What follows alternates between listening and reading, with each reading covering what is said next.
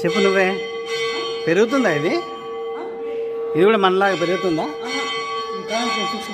ఎందుకు ఎట్లా ఉంటుంది చెప్పు పక్క.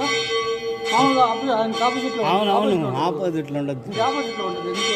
అదే నేను అడిగే డౌట్ కూడా. నీకు ఒకసారి చెప్పా.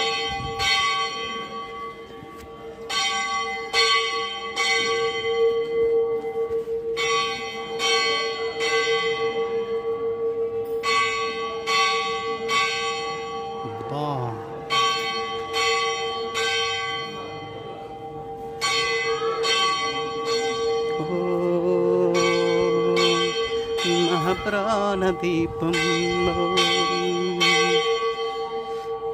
మహాప్రాణదీపం